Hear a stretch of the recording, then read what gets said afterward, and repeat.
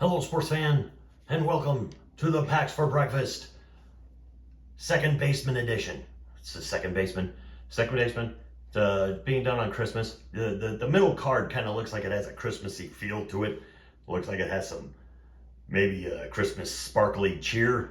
Maybe Ketel Marte is, he's a big Christmas spirit guy. I don't know. I've never met him. He may hate Christmas. He may not believe in Christmas. I don't know. I've never met him. But this is the Packs for Breakfast second baseman that we're picking our all-star team from. You notice we only have 3 because, as it turns out, we picked Craig Biggio twice. So I hope that's going to tell you anything about how we feel about Craig Biggio here. But we obviously like him quite a bit to keep making him our second baseman when we pick our cards every Sunday morning at 6 a.m. Mountain Time, 8 a.m. Eastern Time. We do a live stream where we open up a bunch of packs of cards, easy for me to say, and we come up with an all-star team from that.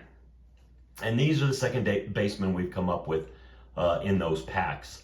This isn't going to be a very long episode, obviously, because we don't have as many guys to talk about.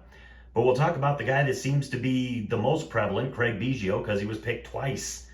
He had 291 career home runs. He had over 3,000 hits, batted .281 for his career, and he is a Hall of Famer.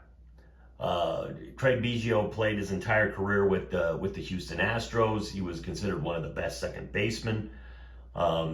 Still to this day, it's like second base is that position that, I don't know, it seems to be where you put your lesser of the athletic baseman that you would have. Of course, your primary one is you want your shortstop to be a really good defensive player. Second base, you tend to try to get away with, not having as athletic of a guy, but there's still, Biggio was a really good second baseman. The 3,000 hits definitely are in his favor, almost 300 home runs. I can't remember if he was a big stolen base guy. I don't think he was. But should we pick him or should we pick Roberto Alomar? Roberto Alomar, surprisingly, here's the thing about Roberto Alomar. Most notably, he is known for being a Toronto Blue Jay because I think he won both of his World Series in Toronto. I think he won 2 World Series in Toronto, but he played for 7 different teams. 7 different teams. And his longest stint with any of those teams was only 5 years, and it was for the Toronto Blue Jays. He played 3 years in Cleveland, San Diego, and Baltimore. He played a couple of years with the Mets and the White Sox, and a year with the Diamondbacks. And I don't think these were really full seasons. His last couple seasons, he was getting bounced around a lot. I mean, I think he played for 5 teams in 2 years, in 2003 and 2004.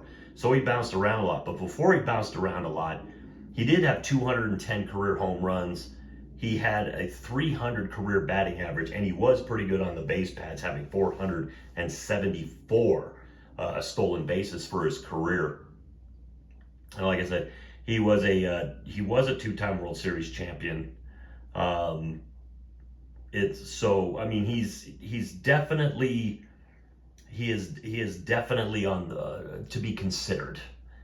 And we'll move to Ketel Marte. And I have a feeling poor Ketel Marte, he doesn't really stand a chance because, he's got 10 years in the league, which is, a little bit more than half of what, Alomar and Biggio's careers were.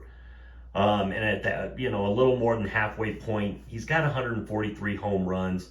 He's not a good stolen base guy. He's only got 61 stolen bases. He's got a .280 career batting average right now. He was the NLCS MVP in a year, but it's like as festive as his card looks, I think he's going to be the first to go. Ketel Marte is kind of going to drop off the list. The real battle here is between Roberto Alomar and Craig Biggio. Both played in about the same era. Roberto Alomar was a surprisingly good, bat, but speed speed is not something that you would really think Roberto Alomar had a lot of, but he was actually quite quick. And Biggio was just steady.